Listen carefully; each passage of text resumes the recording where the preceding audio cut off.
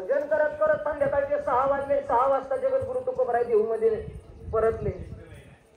मागं येत असताना देहू गावातले लोक एकत्र जमले होते. जगद्गुरु तुकोबराय तिथे गेले. जगद्गुरु तुकोबरायांनी सांगितलं, का रे इतके जण तुम्ही एकत्र आलात, काय काम आहे? जगद्गुरु तुकोबरायांनी विचारलं, काय काम आहे?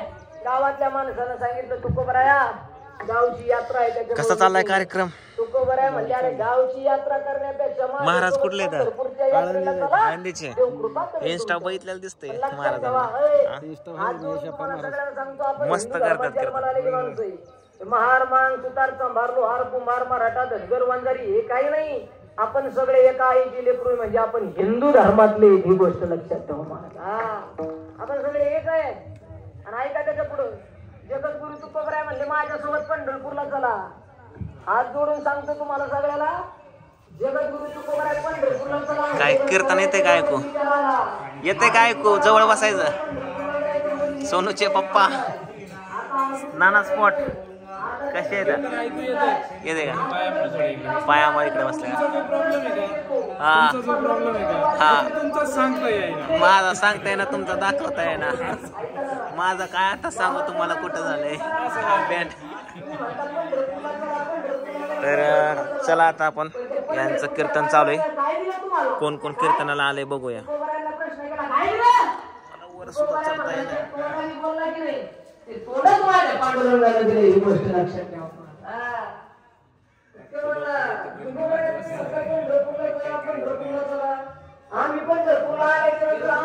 नवीन घर जगद्गुरु तुकोबराय म्हणले, तुम्ही जर कोणच नाही इकडं.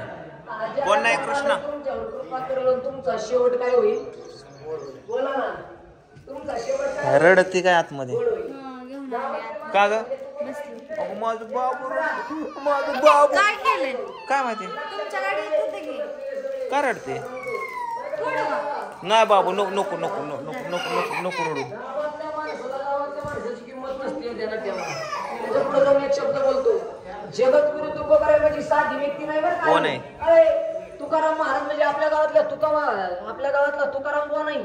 ऐका, तुकाराम महाराज म्हणजे 4 वेद 6 शास्त्र आणि 18 पुराण याचा अभ्यास करून 4000 अभंगाचा गाथा निर्माण केला. त्यांचं नाव जगद्गुरु तुकोबराय.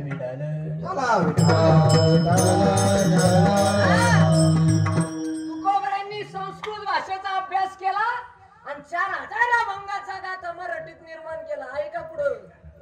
पण एवढे अभ्यासू असणारे जगद्गुरु तुकोबराय सुद्धा एवढे अभ्यासू असणारे जगद्गुरु तुकोबराय सुद्धा ज्यावेळेस गावातल्या लोकांना घेऊन पंढरपूरला निघले, तुकोबराय घरी गेले, सकाळी येईल आणि तुम्ही सगळे आवरून ठेवा असं म्हणले. जगद्गुरु तुकोबराय घरी जाऊन झोपले.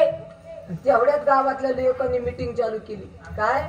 अरे हो सकाळी येईल आणि आपल्याला पंढरपूरला घेऊन जाईल. बोला ना, आपल्याला पंढरपूरला घेऊन. गावातलं एक जण म्हणला, अरे त्याचं काय? स्टेजवर जाऊन काढा की शूटिंग. पांडुरंगाच्या वाऱ्यात गेला, त्याला काय मिळालं? दुसरा म्हणला, खरं येणार काय मिळालं त्याला? स्टेजवर जाऊन सुटतो का रील्स काढित होते आपलं हे. चला की रोज उठतो सुटतो का पंढरपूर. खरंच चला.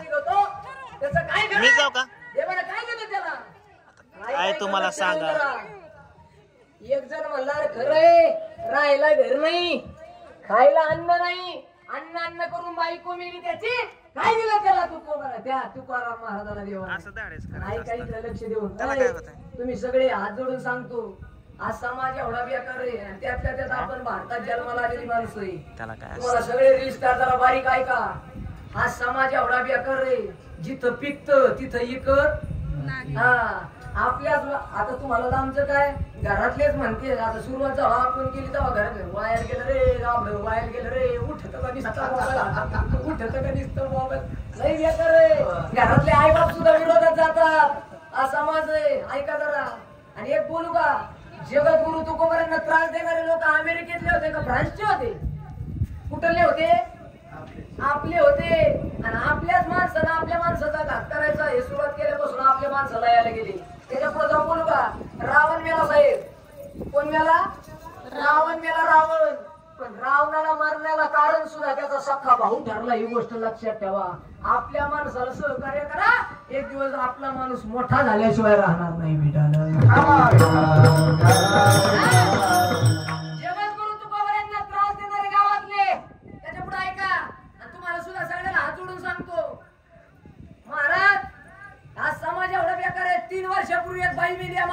घरातली सिंधुताई बोला ना, झोपल्या का काय?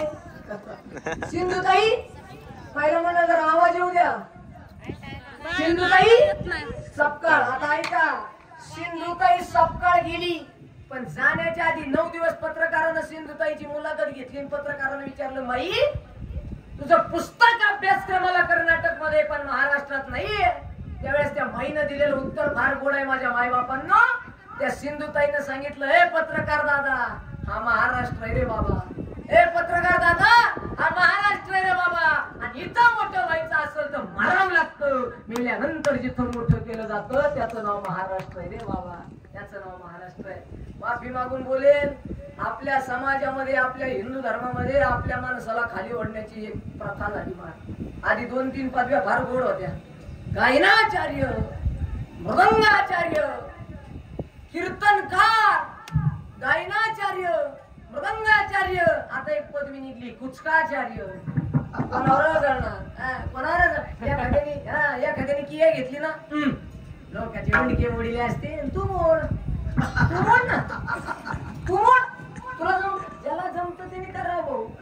मी एकदा कीर्तनात म्हणलं, कृष्णाने चोरी केली, कृष्णानं चोरी केली, कृष्णाने चोरी केली, कृष्ण चोरी केली.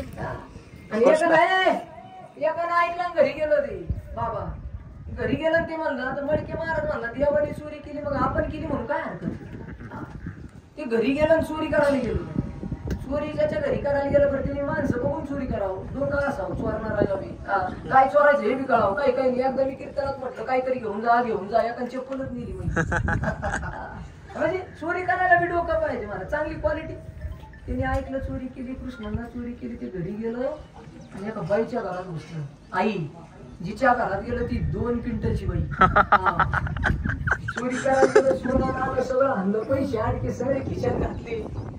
नेमकी बाहेर पडला तेवढ्या त्याचा भांड्याला पाय लागला. पटकन भांडत जसं भांड पडलं तशी बाई उठली. काय बघ आता टाकलं खाली त्याला. वरून बाई बसली. आपल्याला पोलिसाला बोलणार. बाप्या डोळे मम्मी बाहेर गेलं, चप्पल सापडा ना पप्प्याला. पप्प्या बाहेर गेला म्हणून मम्मी हे चप्पल सापडा ना. चोर म्हणला मई घालून जाय पण लवकर जीवच मारी. मला सांगायचं महाराज डोकं पाहिजे इकडे लक्ष द्या. जळू नका महाराज, हे सांगू का जळता काय संघर्ष करून मोठे व्हा. विठ्ठल